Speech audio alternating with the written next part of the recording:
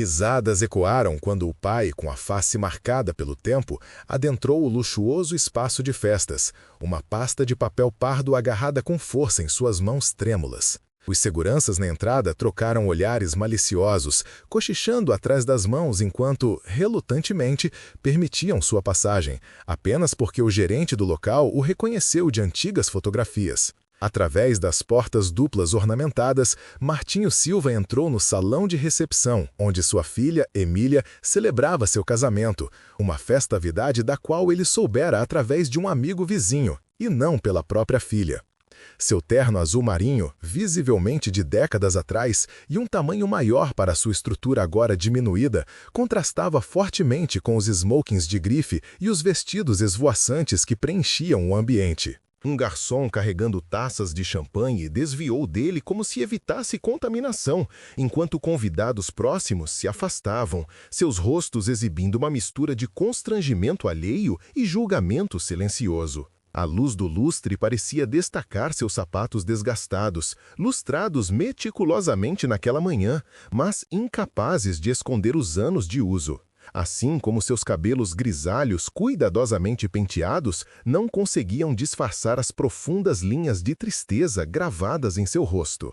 Você teria se aproximado para ajudar esse pai ou teria se juntado à multidão desviando o olhar? Compartilhe sua opinião nos comentários. Os sussurros se espalharam como rastilho de pólvora pelo salão, a música momentaneamente abafada pelo murmúrio coletivo de choque e desaprovação. A nova sogra de Emília, vestida com um vestido que custava mais do que a aposentadoria mensal de Martinho, colocou um braço protetor ao redor da noiva, cujo rosto perdeu a toda a cor. O pai do noivo, Ricardo Albuquerque II, endireitou as costas e começou a se mover em direção a Martinho, com seguranças discretamente seguindo atrás. Sua postura comunicava tudo sobre dinheiro antigo e privilégios. Ombros quadrados, queixo ligeiramente erguido, olhos semicerrados com a confiança de um homem acostumado a ter problemas removidos de sua vista. Mas ninguém naquele grande salão de baile estava preparado para o que aconteceu quando Martinho finalmente abriu aquela pasta gasta que segurava desde que chegou. O suspiro coletivo deles ecoaria em sua memória por muitos anos. E, se histórias de pais que se recusam a desistir de seus filhos, apesar da rejeição dolorosa, te emocionam, inscreva-se agora. Mais histórias poderosas a cada semana que nos lembram dos laços inquebráveis da família, dos sacrifícios feitos em silêncio e da coragem que é preciso ficar sozinho em um ambiente cheio de julgamentos. 6 anos antes, Martinho Silva havia sido um homem completamente diferente. Aos 57 anos, ele se mantinha alto e confiante na espaçosa casa que construíra com sua falecida esposa, Catarina. A casa ecoava com memórias. O riso de Catarina na cozinha, o barulho dos passos de Emília criança no piso de madeira e os inúmeros jantares em família onde compartilhavam seus sonhos e decepções. Fotografias emolduradas alinhavam as paredes do corredor, registrando sua vida juntos. O dia do casamento de Martinho e Catarina, os primeiros passos de Emília, as férias em família para destinos modestos, para os quais economizavam o ano todo, e a formatura do ensino médio de Emília com ambos os pais radiantes de orgulho. Isso foi antes do acidente de 3 anos atrás, que levou Catarina para sempre, deixando Martinho e Emília, com 19 anos, à deriva em um oceano de dor que ameaçava afogá-los de maneiras diferentes. Enquanto Martinho se refugiava em sua tristeza, enterrando-se no trabalho no modesto escritório de contabilidade, onde passou 30 anos subindo de auxiliar de escritório a contador sênior, Emília encontrou uma fuga em uma direção diferente. Sua aceitação em uma universidade de elite na Zona Sul coincidiu com a tragédia deles, e ela aproveitou a oportunidade para se reinventar, para se livrar da vida suburbana de classe média que agora a lembrava apenas da perda. Ela pegou o dinheiro do seguro da morte de sua mãe, dinheiro que Martinho insistiu que pertencia ao futuro dela, e mergulhou em um mundo que seria irreconhecível para seus pais. Cada vez que voltava para casa, parecia mais distante, suas roupas mais caras, seu vocabulário salpicado de referências que destacavam o crescente abismo entre sua nova vida e suas raízes. Suas ligações telefônicas de domingo, que antes eram 1 hora de conversa calorosa, diminuíram para rápidas checagens de 10 minutos. A voz de Emília tornou-se medida, como se estivesse selecionando cada palavra com cuidado, editando sua vida para o consumo de seu pai. Martinho notou, mas não disse nada, dizendo a si mesmo que isso era normal. Os filhos crescem, mudam-se, constroem suas próprias vidas. Mas, no fundo, ele reconheceu a verdade. Emília não estava apenas crescendo, ela estava se apagando e criando alguém novo das cinzas de sua dor. Quando Emília trouxe para casa Jorginho Albuquerque III durante seu último ano de faculdade, Martinho soube imediatamente que algo fundamental havia mudado. A maneira como Emília se comportava perto de seu namorado, modulando seu sotaque, referenciando livros que nunca havia mencionado ter lido, rindo de piadas que não teriam divertido a filha que ele havia criado, disse-lhe tudo. Ela apresentou Martinho como meu pai, sem elaboração, como se sua ocupação, seus interesses, toda a sua vida fossem notas de rodapé embaraçosas que era melhor deixar de fora. Ele é de uma das famílias mais tradicionais de São Paulo, pai, ela havia dito mais tarde, com um orgulho nervoso que partiu o coração de Martinho. O pai dele administra um fundo de investimentos. Eles têm uma casa de veraneio em Angra dos Reis e um lugar para esquiar em Bariloche. Naquela noite, enquanto Martinho servia o assado de panela que Catarina o havia ensinado a fazer, o favorito de Emília na infância, ele observou sua filha empurrar a comida pelo prato, enquanto Jorginho fazia perguntas incisivas sobre a carreira pitoresca de Martinho e seu charmoso bairrozinho.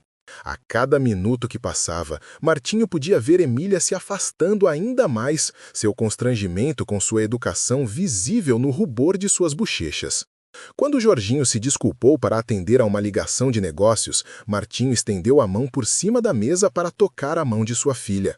Sabe, sua mãe estaria orgulhosa de você se formando entre os melhores da turma, disse ele suavemente. Mas ela ficaria confusa com algumas das mudanças. Emília havia retirado a mão como se tivesse se queimado. Eu estou crescendo, pai. As pessoas mudam. Seus olhos, os olhos de Catarina, olharam para todos os lugares, menos para seu rosto. A distância cresceu exponencialmente após aquela visita. As ligações de Emília tornaram-se menos frequentes, suas visitas para casa inexistentes. Quando Martinho dirigiu por 8 horas para comparecer à formatura dela, ela o apresentou aos pais de Jorginho como meu pai, sem elaboração, e então desapareceu na multidão de formandos de Beca e Capelo antes que ele pudesse sequer tirar uma foto. Os Albuquerques, vestidos com roupas que gritavam dinheiro antigo, deram-lhe um aperto de mão superficial antes de se virarem para interagir com pessoas que consideravam mais dignas de seu tempo. Naquela noite, sozinho em seu quarto de motel barato, enquanto Emília celebrava na mansão alugada dos Albuquerques, Martinho chorou pela primeira vez desde o funeral de Catarina, agarrando uma foto emoldurada de sua esposa e filha que ele havia trazido para ter forças. O convite de casamento nunca chegou. Martinho soube da cerimônia iminente pela senhora Patrícia, sua vizinha de 20 anos, que havia visto o anúncio nas páginas sociais de um jornal que pegou enquanto visitava sua irmã em Campos do Jordão. Pensei que você estaria voando no próximo fim de semana para o grande dia, ela havia dito sobre sua cerca compartilhada, com genuína confusão em seus olhos gentis. Um anúncio tão lindo! Emília Silva se casará com Jorginho Albuquerque III na Catedral da Sé, recepção no Hotel Fazano. Guardei para você. Pensei que sua cópia pudesse ter se perdido no correio. A pena em seus olhos ao lhe entregar o recorte disse a Martinho que ela entendia a verdade antes mesmo que ele entendesse. Nunca houve um convite destinado a ele. Naquela noite, Martinho sentou-se sozinho à mesa de sua cozinha, cercado por fotos emolduradas de uma Emília sorridente ao longo dos anos, recebendo sua primeira bicicleta, apagando as velas em seu 16º aniversário, em pé entre ele e Catarina nas férias em família para o lago, onde alugavam a mesma cabana por 10 anos seguidos. Seus dedos traçaram o contorno do rosto de sua falecida esposa no vidro. O que você faria, Kefi? Ele sussurrou para o quarto vazio. Ela se esqueceu de onde veio. Ela se esqueceu de nós.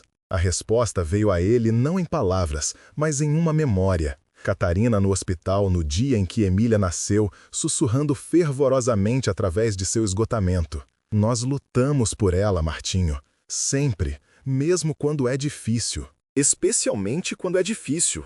Na manhã seguinte, ele ligou dizendo que estava doente no trabalho pela primeira vez em 3 décadas. Dirigiu até o banco e retirou uma porção significativa de suas modestas economias para a aposentadoria. Naquela tarde, ele comprou uma passagem de avião para São Paulo e um terno novo, não extravagante, mas melhor do que o que ele havia usado em funerais e formaturas nos últimos 20 anos. Do sótão, ele recuperou uma pequena caixa que Catarina lhe confiara dias antes de falecer, junto com uma carta endereçada à filha deles, na elegante caligrafia de sua esposa. Ele colocou ambos em uma pasta de papel pardo, junto com a fotografia que ficara na mesa de cabeceira de Catarina até o dia de sua morte. De volta ao presente, a tensão no salão de recepção do casamento aumentou quando Martinho se manteve firme, ignorando os seguranças que agora o flanqueavam de ambos os lados. Emília havia superado seu choque inicial e estava se aproximando, seu vestido de noiva de grife farfalhando pelo piso de mármore, seu rosto perfeitamente maquiado, uma máscara de fúria controlada e mortificação. O vestido de 6 dígitos, com suas pérolas costuradas à mão e renda importada, parecia representar tudo o que ela estava buscando nesses últimos anos. Aceitação, status, um lugar em um mundo que valorizava a aparência acima da substância. Pai, ela sibilou quando o alcançou, mantendo a voz baixa o suficiente para que apenas aqueles mais próximos pudessem ouvir. Você não foi convidado, você precisa ir embora, agora. Atrás dela, Jorginho estava com seus pais, suas expressões uma parede unificada de desaprovação. A mão de Ricardo Albuquerque repousava no ombro de seu filho, um gesto possessivo que parecia reivindicar não apenas Jorginho, mas também Emília, como se ela fosse mais uma aquisição para o portfólio da família. Martinho olhou para sua filha, realmente olhou para ela, e viu sobre o estilo caro e a compostura praticada um lampejo da garota que uma vez correu para ele com joelhos esfolados e projetos de arte da escola.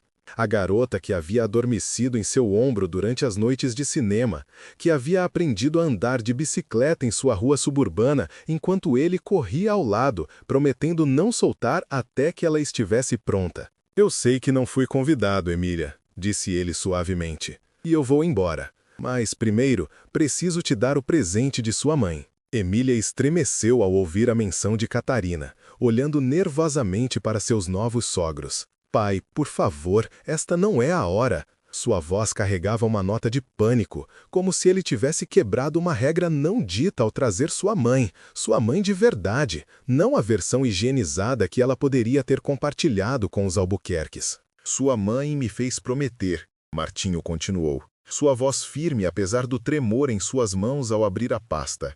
Se ela não estivesse aqui para o dia do seu casamento, eu deveria garantir que você recebesse essas coisas. Eu as carreguei por 7 anos, Emília. 7 anos esperando por este dia. Você teria tido a coragem de encarar seu filho depois de tal rejeição?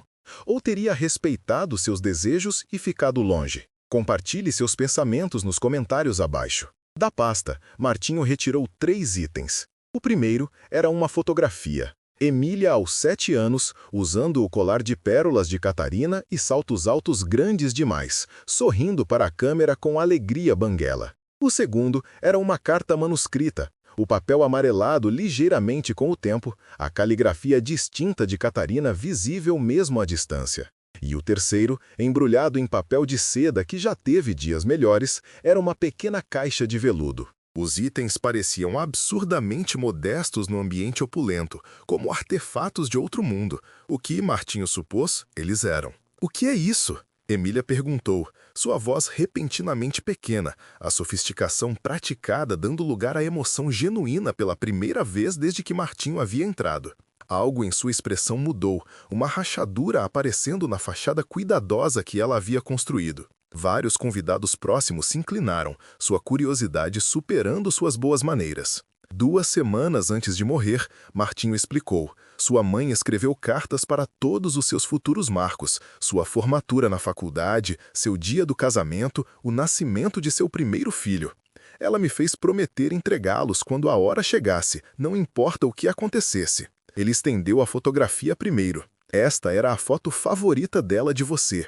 Ela disse que mostrava seu verdadeiro espírito, alegre, destemida, autêntica. A garotinha que costumava brincar em poças e trazer para casa gatinhos vadios, que nunca conheceu um estranho com quem não pudesse fazer amizade. Emília pegou a foto com dedos trêmulos, seus olhos se enchendo de lágrimas que ela estava desesperadamente tentando controlar. Ao redor deles, a atmosfera na sala havia mudado. Os convidados que haviam sido tão rápidos em julgar, agora observavam em silêncio incerto, testemunhando algo bruto e privado se desenrolando diante deles. O fotógrafo, sentindo um momento que valia a pena capturar, aproximou-se, mas manteve uma distância respeitosa.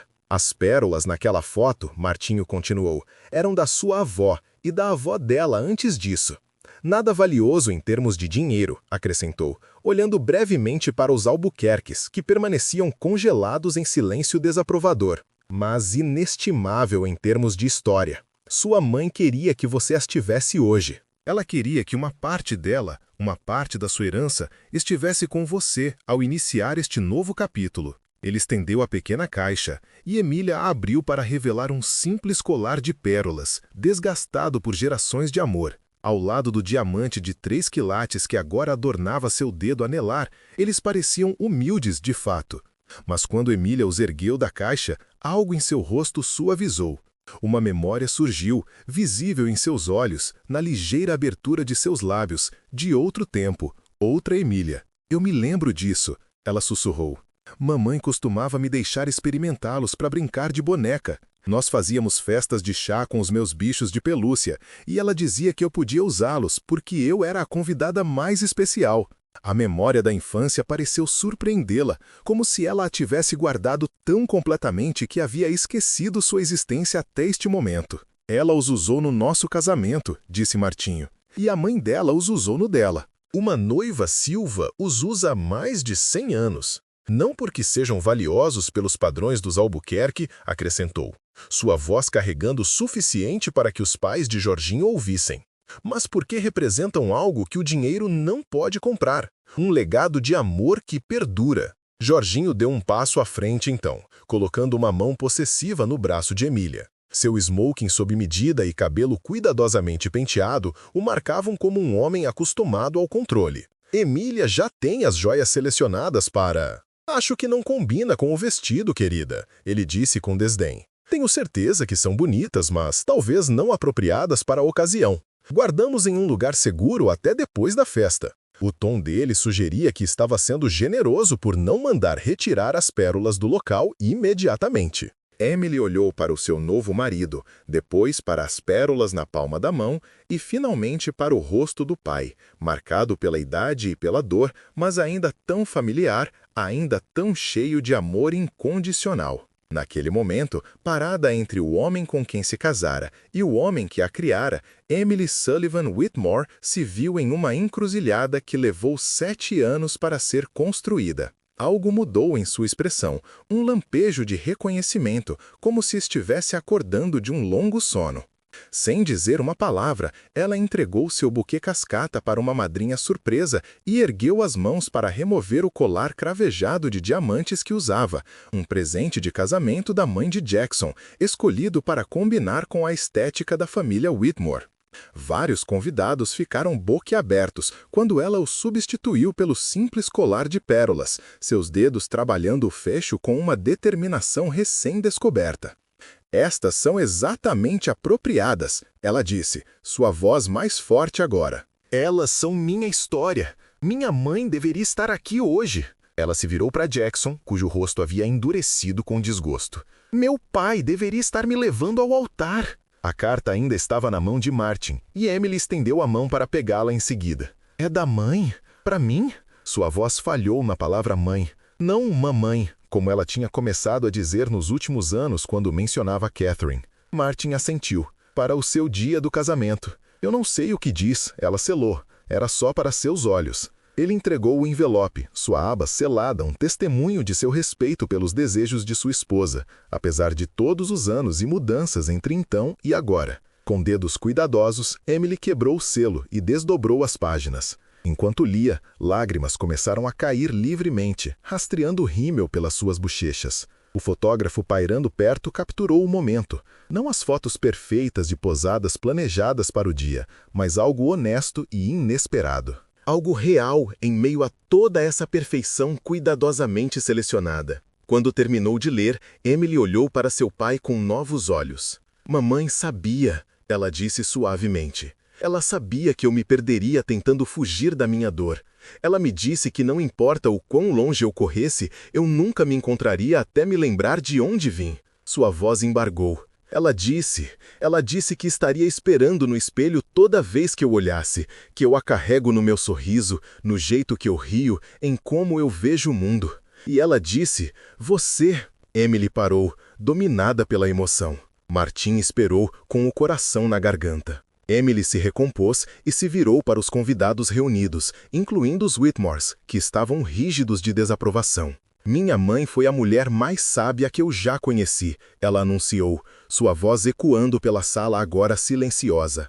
E meu pai é o melhor homem que eu já conheci. Ele me ensinou integridade, bondade, resiliência. Quando eu tinha 7 anos e quebrei a janela da Dona Peterson com uma bola de beisebol, ele me fez usar o dinheiro da minha mesada para pagar por ela. E então, ele me ajudou a ganhar o dinheiro de volta fazendo tarefas extras. Quando eu quis desistir das aulas de piano, ele se sentou ao meu lado todos os dias até que eu dominasse a peça que tinha me frustrado. Quando eu tinha pesadelos, ele checava embaixo da cama para ver se havia monstros, mesmo sabendo que eu era velha demais para acreditar neles. Ela deu um passo à frente e abraçou Martin, enterrando seu rosto em seu ombro, como quando era criança. Me desculpe, pai, ela sussurrou, audível apenas para ele. Eu estava com tanto medo de sentir a dor de sentir falta dela que tentei me tornar alguém nova, alguém que nunca teve uma mãe para perder. Os seguranças que estavam preparados para escoltar Martin para fora agora recuaram, incertos. A mãe de Jackson fez um pequeno ruído de desaprovação, enquanto seu pai checava seu relógio com impaciência notória. Mas Jackson, por sua vez, estava observando Emily com crescente compreensão, vendo talvez pela primeira vez a verdadeira mulher com quem se casara. Não a alpinista social cuidadosamente construída dos últimos anos, mas a filha de Martin e Catherine Sullivan, com toda a complexidade e história que isso implicava. Emily, ele disse finalmente, dando um passo à frente para tocar seu braço. Sua voz continha uma nota de incerteza que não estava lá antes. Você nunca me contou muito sobre sua mãe. Emily se virou, mantendo um braço em volta dos ombros do pai. Não, ela concordou. Eu não contei. Eu pensei que se eu não falasse sobre ela, doeria menos. Eu pensei que se eu me tornasse alguém nova, alguém que se encaixasse perfeitamente no seu mundo, eu não teria que sentir a dor de tudo que eu perdi. Mas eu estava errada, Jackson. E isso foi injusto com você também. Você se casou com uma mulher que não era inteiramente real. Jackson ficou em silêncio por um momento, processando essa revelação na frente de 200 da elite de Boston. Então, surpreendendo a todos, ele sorriu ligeiramente. Eu gostaria de ouvir sobre ela. Sua mãe, se você quiser me contar. O que se seguiu transformou a recepção de maneiras que ninguém poderia ter previsto. Por insistência de Emily, um lugar extra foi colocado na cabeceira da mesa para Martin. Quando o jantar foi servido, Emily se levantou e pediu a atenção de todos. Com seu pai ao seu lado e as pérolas de sua mãe ao redor do pescoço, ela compartilhou histórias de Catherine. Seu riso, sua sabedoria, sua coragem diante da doença. Ela falou sobre crescer em uma casa onde o amor importava mais do que o status, onde a integridade não era apenas falada, mas vivida todos os dias. Minha mãe trabalhou em 2 empregos quando era jovem, para que pudéssemos pagar aulas de dança, Emily disse para a plateia cativada. Ela nunca perdeu um recital. No dia do diagnóstico dela, ela pediu ao médico para remarcar seus exames para que ela pudesse comparecer ao meu concurso de piano primeiro. Lágrimas fluíam livremente agora, não só de Emily, mas de muitos dos convidados que nunca tinham ouvido essas histórias antes. A história real da noiva que eles pensavam que conheciam. Os Whitmores ouviram com sorrisos tensos, claramente desconfortáveis com esse desvio não planejado da recepção perfeitamente coreografada que eles haviam financiado. A espinha dorsal da Sra. Whitmore estava rígida como uma vara, suas mãos apertadas com tanta força que seus nós dos dedos ficaram brancos. O Sr. Whitmore alternava entre checar seu relógio e examinar a sala, como se estivesse avaliando os danos à sua posição social. Mas Jackson, para seu crédito, segurou a mão de Emily durante todo o tempo, e quando ela terminou de falar, ergueu seu copo em um brinde. Para Catherine Sullivan, eu gostaria de tê-la conhecido. E para Martin, obrigado por criar a mulher que eu amo. O gesto não passou despercebido por Martin. Talvez houvesse esperança para este genro, afinal. Uma disposição para ver além da fachada de riqueza para as coisas que realmente importavam. O tempo diria se Jackson Whitmore III poderia crescer além de sua criação privilegiada, mas esta noite, pelo menos, ele tinha dado um passo na direção certa. À medida que a noite avançava, algo notável aconteceu. A rigidez que havia caracterizado a parte anterior da recepção começou a derreter. Os convidados que inicialmente deram a Martin uma grande folga agora se aproximavam dele para se apresentar.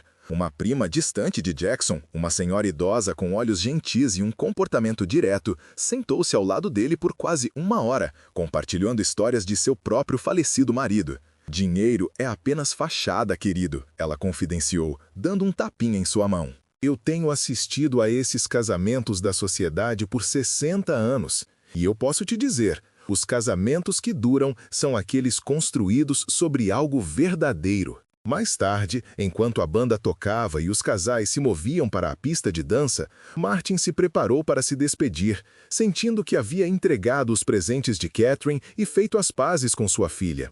Ele já havia ficado mais tempo do que havia planejado, e o pedágio emocional do dia pesava fortemente sobre seus ombros. Mas quando ele se levantou de seu assento, Emily apareceu ao seu lado, seus olhos brilhando com lágrimas não derramadas. Pai, ela disse simplesmente, eu ainda não tive minha dança pai-filha. Mamãe nunca perdoaria nenhum de nós se pulássemos isso. A banda, seguindo a deixa da noiva, fez a transição para uma melodia lenta. Que mundo maravilhoso! A música favorita de Catherine. Enquanto Martin conduzia sua filha para a pista de dança, seu vestido de estilista varrendo ao lado de seu velho terno azul marinho, o contraste entre eles não parecia mais importar. Eles se moveram lentamente ao som da música, e Emily se inclinou para sussurrar. Você pode vir para jantar no próximo fim de semana? Na nossa casa? Eu quero colocar algumas fotos da mamãe. Eu quero me lembrar de quem eu sou. Martin assentiu, muito emocionado para falar. Por cima do ombro de Emily, ele avistou a senhora idosa com quem havia falado antes, observando-os com um sorriso conhecedor. Quando ela ouviu notá-la, ela moveu os lábios em palavras que ele conseguiu ler claramente à distância. Bem feito, pai, bem feito. À medida que a noite chegava ao fim, Martin se preparou para voltar para seu hotel. Não a acomodação de 5 estrelas onde a festa de casamento estava hospedada, mas um lugar modesto que ele podia pagar com sua renda de aposentadoria. Emily insistiu em acompanhá-lo até seu carro, longe dos olhos atentos de sua nova família e dos poucos convidados restantes.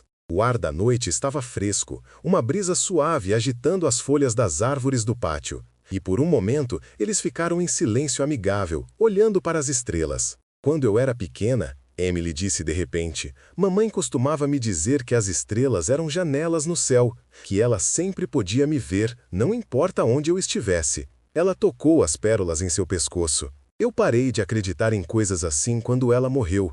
Doía demais pensar que ela estava me observando desmoronar. Martin tocou seu rosto gentilmente. Ela teria entendido, Emily. O luto faz coisas estranhas com todos nós. Eu cometi um erro. Ela disse no estacionamento silencioso. Eu pensei que precisava me tornar alguém nova para ser feliz. Mas a carta da mamãe... Ela fez uma pausa, se recompondo. Ela escreveu que o maior presente que ela poderia me dar eram raízes e asas. Raízes para saber quem eu sou e asas para voar. Eu esqueci da parte das raízes. Martin sorriu para sua filha, vendo tanto a mulher que ela havia se tornado quanto a criança que ela havia sido. Sua mãe sempre foi a mais esperta, ele disse, sua voz rouca de emoção. Não só a mamãe, Emily respondeu, apertando sua mão. Você carregou as palavras dela todo esse tempo, esperando o momento certo. Você não desistiu de mim, mesmo quando eu te dei todos os motivos para isso. Você veio hoje sabendo que poderia ser expulso, que eu poderia te rejeitar de novo. Eu teria continuado voltando, Martin admitiu. Todo aniversário, todo Natal, todo marco, pelo tempo que fosse preciso. É isso que os pais fazem, Emily. Nós continuamos aparecendo. Eles se abraçaram uma última vez antes de Martin entrar em seu carro. Através da janela, Emily se abaixou e disse: Nós vamos até você para o Dia de Ação de Graças. Eu quero que Jackson veja onde eu cresci, para entender quem eu realmente sou. E pai, obrigado por trazer a mamãe para o meu casamento. Enquanto Martin se afastava, a pasta agora vazia de seu conteúdo precioso, ele sentiu a presença de Catherine mais fortemente do que em anos. Nós conseguimos, Kathy, ele sussurrou no carro silencioso. Nós lutamos por ela, e nós vencemos. Nunca julgue uma família pela sua aparência. Os laços mais fortes são frequentemente invisíveis para os estranhos, testados pelo tempo e pela tragédia, mas inquebráveis quando fundados no amor verdadeiro. E às vezes, o maior ato de paternidade não está em controlar o caminho do seu filho, mas em estar pronto com os braços abertos quando ele se lembrar do caminho de casa. Se esta história te emocionou, inscreva-se agora para mais histórias poderosas toda semana sobre os laços complexos e bonitos que unem as famílias através de todos os desafios da vida. E clique no vídeo na tela para assistir nossa próxima história, sobre uma mãe que descobriu o diário secreto do seu filho após o acidente dele, com uma verdade tão poderosa que vai mudar como você vê seus próprios filhos para sempre. E se você quiser apoiar o canal, pode deixar um valeu demais.